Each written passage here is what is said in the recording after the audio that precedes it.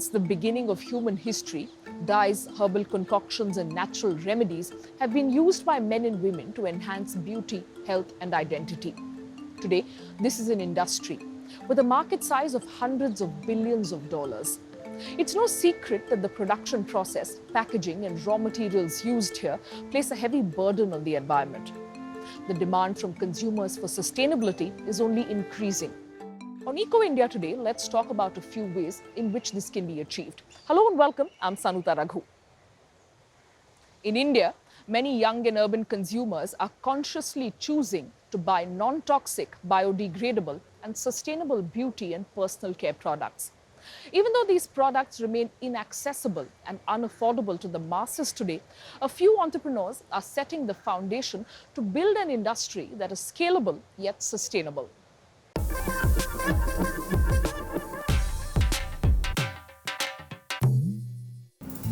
Harini Shivakumar's son displayed an intolerance to supermarket soaps and creams in early childhood. In search of alternatives, she began to experiment herself. I started making simple products at home, like say soaps, lip balms, shampoos, and just using it on my own self-use and my son's use. So that's how it started for me. I think the journey went a little too serious in 2016 when the bug caught me a bit too seriously and I wanted to study skincare formulations again. Trained in banking, she now began to grapple with the science of surfactants, fats, and oils. It marked the beginning of her company, Earth Rhythm. Today, it produces sustainable body care products such as soaps and shampoos. But Harini Shivakumar doesn't call her products organic. We don't classify chemical and non-chemical. We don't classify natural, organic, but we classify ingredients only based on their toxicity level. There are emulsifiers that can biodegrade easily into the soil, right? So they might be slightly expensive, but there are such ingredients available. So we choose to consciously target ingredients that are more sustainable and biodegradable. What exactly is in the products we use every day or in the clothes we wear? These are the kind of questions that also interest 25-year-old Aditi Meyer. The Indian-American influencer uses social media to spotlight our throwaway society and call for changes in consumer culture. I think there is this undercurrent of folks wanting to know the stories behind their products, who made them, how was it made, and the ingredients.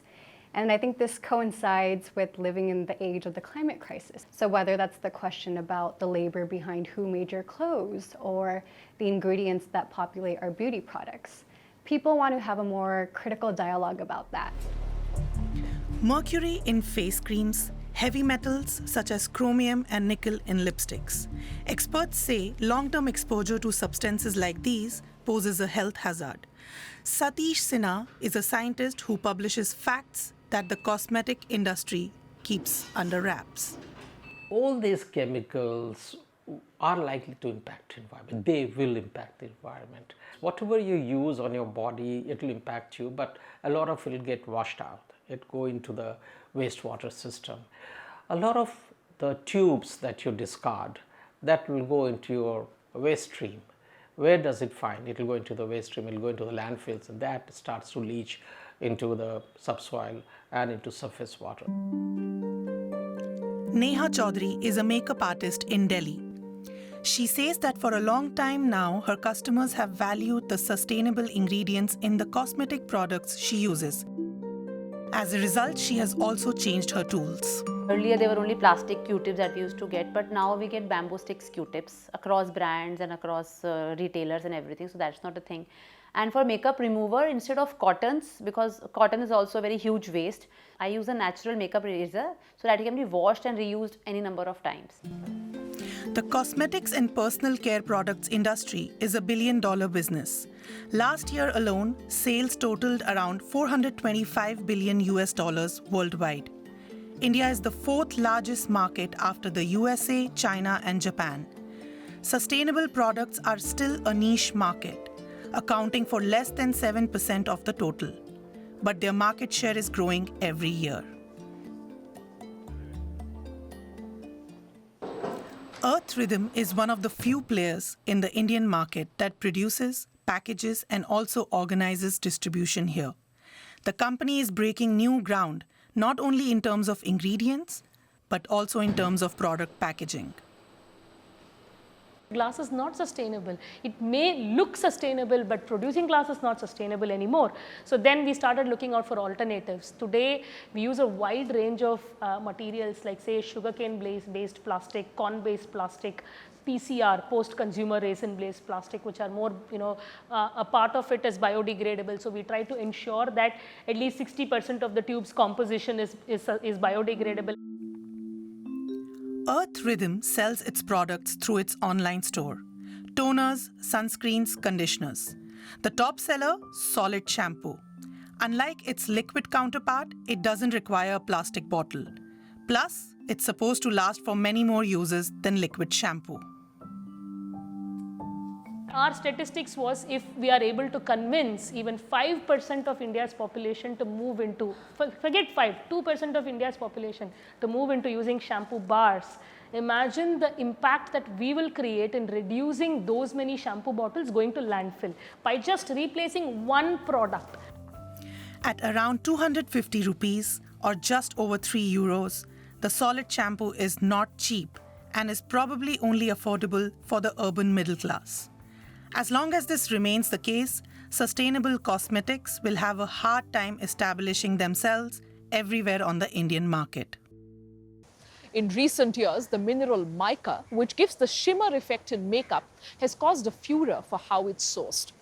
We visited a German cosmetics company trying to follow ethical standards when importing and using mica, and also explored mica mines in northern India. Komal Devi and her 5-year-old son Raju scour the soil in search of mica. The glittering mineral plays a vital role in this region's economy, even though many mines have been officially closed. Mining the raw material is the only way to survive for many people here. Children work for hours in the blistering sun. In the Indian state of Jharkhand, this is nothing out of the ordinary. My children are so young, but there's no other way of making a living here. There's no farming, nothing. I can't afford to send them to school. They have to help me. They manage 2 to 2.5 kilos a day. We work until 5 in the evening. Today, some 50,000 adults and children work here illegally. Local authorities don't intervene. Almost all the workers are Dalits, who occupy the lowest rung in the Indian caste system. A kilogram of mica can bring the equivalent of up to 20 euro cents. But often, they only receive half of that. Middlemen clean the mineral in large filter drums. The platelets are then cut into varying sizes. This is how it enters the market. The word mica describes a group of naturally occurring silicate materials that are rigid yet elastic at the same time. Mica is used for electronics, in paints and lacquers, and for construction. It's also used a lot in the cosmetics industry.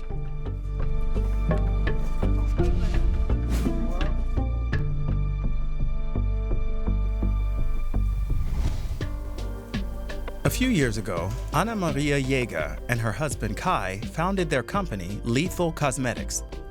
The Jägers emphasize that all the ingredients the firm uses are vegan and ethically sourced. In other words, they guarantee that no animal testing or child labor was involved in production. One of the key raw materials they use is mica, and some of it comes from India. The Jägers handpicked their supplier in India, one who assured them that their mica only comes from mines that don't use child labor. But in that industry, it's often difficult to determine where the material originated. With our suppliers, it's one supplier that's also the manufacturer that also works directly with the mines, that also does the audits of the mines and has them independently audited as well. And that is where we gained that confidence.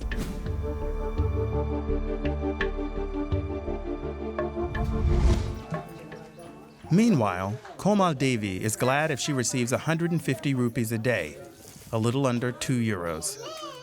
That's enough to buy some vegetables and rice. But for that, Everyone has to pitch in, including her 7- and 8-year-old daughters.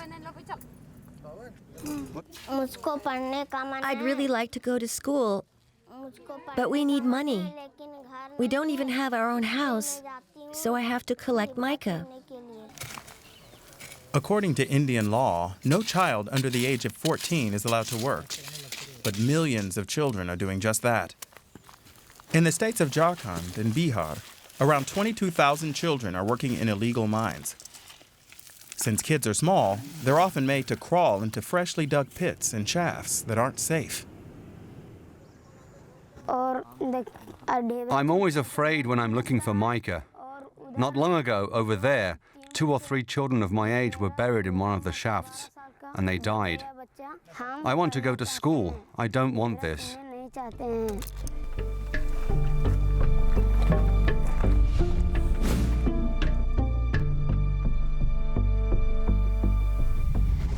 The cosmetics industry is very secretive when it comes to mica. In 2017, the Responsible Mica Initiative was launched. It's an alliance of companies obtaining mica from India who aim to end child labor in mines, but no one from the initiative wanted to talk on camera. In Germany, a supply chain act is set to come into force in 2023. It would require businesses to uphold basic human rights. But on an EU level, an equivalent law is still being negotiated. I think it's absolutely within our responsibility. Of course, it's also within the responsibility of everybody in the chain to make sure that it's produced and sourced ethically as well.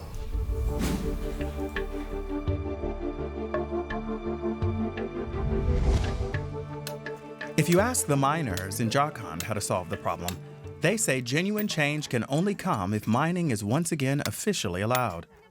Because then, workers would be provided with clear safety standards and a fair wage. Then their children wouldn't have to work anymore. One important ingredient of cosmetic products is palm oil. It's a raw material that's also found in many other products. For example, it's often used in the food industry. However, the production of palm oil is often problematic for the environment. We try to find out what are the ecological disadvantages of palm oil and how could it be produced more sustainably. If you want to know why palm oil is in everything, you have to look back to the 1990s. The food industry was in turmoil as research revealed the horrors of trans fats. Eating more of these trans fats meant more bad cholesterol and less good, which led to increased risk of heart attack. Most vegetable oils are made up of unsaturated fats, but these are relatively unstable and liquidy, making them rubbish ingredients for foods like margarine. To make these fats more versatile, they can be made more saturated, but this results in those harmful trans fats, fats your body has a tough time breaking down. Enter the magic fat, palm oil. One of the real advantages of palm oil is that it's highly saturated, and what that means is that it's very stable, so it doesn't go rancid very easily. Palm oil comes from the fruit of this tree, which is imaginatively named the oil palm. Both the fruit flesh and the kernel can produce oil. And palm oil provides a healthy alternative to trans fats. It's relatively thick and solid, and so can be used in a wide range of foods with long shelf lives, without the harms caused by trans fats. And that can't really be replicated with any other oil. Overall, 68% of palm oil is used for food, 27% is used for cosmetics, detergents, and other industrial products, and 5% for biofuels. This versatility has seen demand for palm oil increase almost 7-fold since 1990. Originally from West Africa, 85% of the world's palm oil now originates in Indonesia and Malaysia. Despite the plant's incredible properties, there's a catch. It only grows in the tropics, the location of the world's tropical rainforests. Our growing appetite for palm oil has meant deforestation. In a single decade, forests totaling the size of Israel have been lost. Destroying rainforests has displaced indigenous peoples, and labor abuses have been documented on palm oil plantations. Deforestation destroys habitats too, threatening hundreds of species, from Sumatran tigers to the orangutan, one of humans' closest relatives. But the rainforest's problems don't end in the rainforest. Peatlands are ecologically rich wetlands, but when they're dried out to grow oil palm, they can catch fire, creating air pollution and harming surrounding regions. Deforestation is also a leading cause of climate change, since the CO2 absorbing powers of trees and soils are lost. Good amount of the deforestation for palm oil has occurred in what we call peatland areas, and peatlands are a very unique ecosystem and very important. It's a very carbon-rich ecosystem. So, given the impacts of palm oil production, it's hardly surprising that many want to avoid it entirely. But not so fast, because the oil palm is an incredible overachiever. Every square meter of palm oil plantation typically produces this much oil. From the same land area, you'd only get this much rapeseed oil and this much soybean. So replacing palm oil would mean using far more land. The oil palm's productivity is one reason it's often the cheapest vegetable oil that money can buy. The truth is, oil palm is the most efficient oil crop we have, and palm oil demand will potentially double by 2050. One way of meeting tomorrow's thirst for palm oil would be to improve productivity.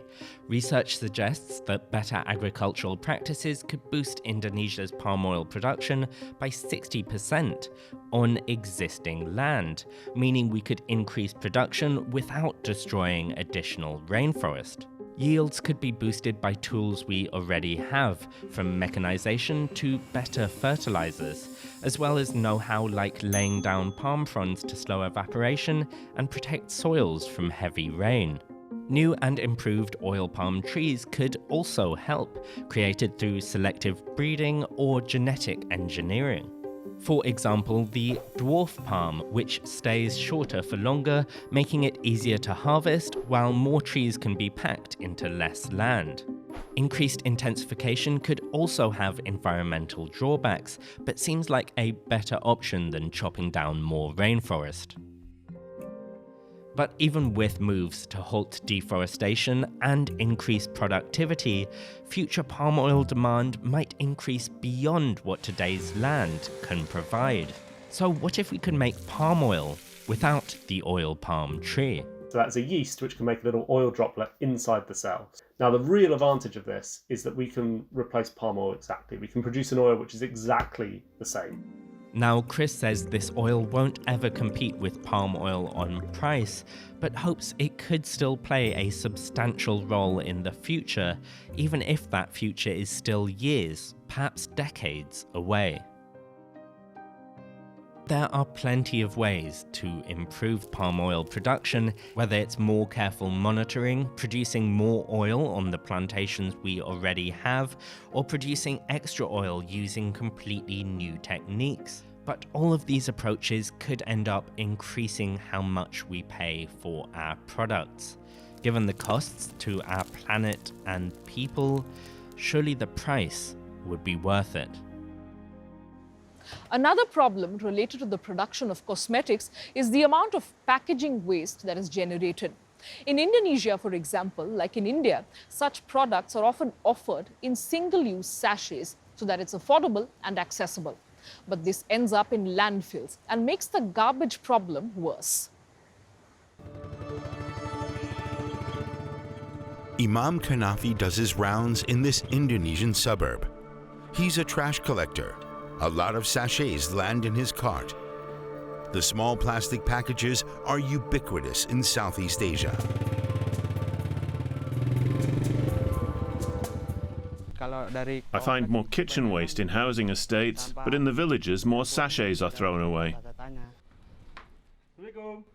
The single-use packages are part and parcel of Imam Kanafi's own lifestyle. He lives in a small house in Tangerang Selatan, together with his older sister and his niece. Laundry soap, shampoo, toothpaste, all supplied in single-portion plastic packs. Even the spices for their food come in sachets. If there's no sachet product, I don't know what to do. The sachet is very cheap. The amount is just enough for one meal. If I could buy a big pack, I would buy laundry soap, bath soap, dish soap, sugar, and coffee. But unfortunately, I only have a little money. And if I buy a big package, I'm afraid I can't buy other necessities. The important thing for me, the price of the sachet is cheap, and I can cook every day. And pay the rent. As household help, she makes some 50 euros a month. Her brother earns between 60 and 120 euros, though their income does vary. Even together, it doesn't stretch to a middle-class income. That's why they prefer to buy single sachets. It gives them flexibility. But over the long term, it's an expensive way of managing their household. A large bottle of shampoo or laundry soap would be 20% cheaper than the same amount in sachets. But sachets are the main range in local stores. Many people need these sachets, so we get lots of customers. They're more in demand because they're easier to use. Customers spend 1,000 or 2,000 rupiahs. It's very cheap for them.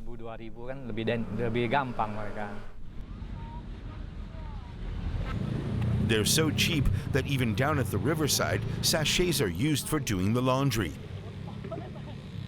The way it always was.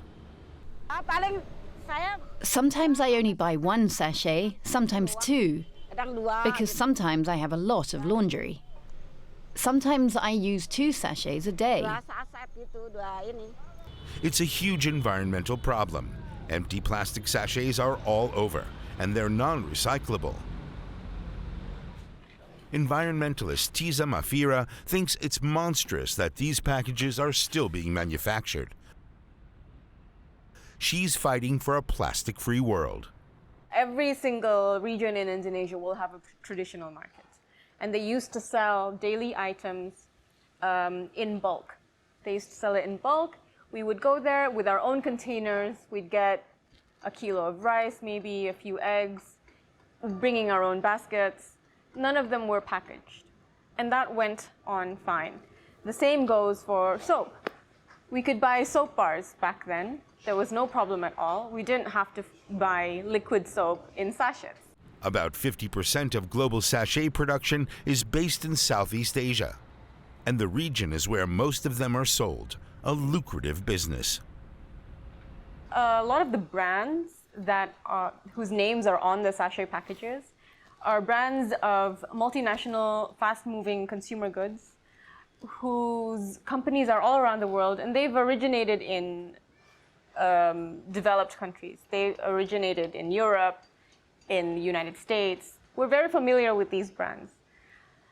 The irony is that in Europe and in the United States and in the UK, you won't see sachets. You'll see these brands sell their products in bottles that are recyclable, but not sachets. The only place where they market sachets is in the developing country, ironically, in a place where there's so little capacity to recycle those sachets. Unilever is one of the top brands here, especially when it comes to shampoo and laundry soap. The company declined an interview, but it did write to say that it's working on producing sachets made of only one material in future, rather than several materials, which makes them impossible to recycle. But the company won't comment on profits and inequality in sachet sales. Nothing's likely to change in the short term for Imam and Darcia Kanafi. They have to decide on a day-to-day basis exactly what the family needs. I use sachets because they're cheap. The amount is just right, and they're easy to use.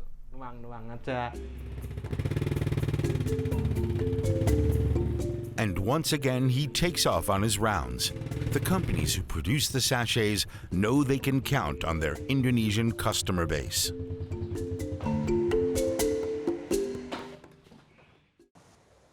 In recent years, my choices when it comes to beauty and personal care have become more environmentally friendly, thanks largely to being a part of Eco India. I research deeply about the products I buy and buy a new product only when I'm nearly done with an old one. If you've made a change too, tell us about it on ecoindia@dw.com. Until next time, from all of us in India and Germany, goodbye and thanks for watching.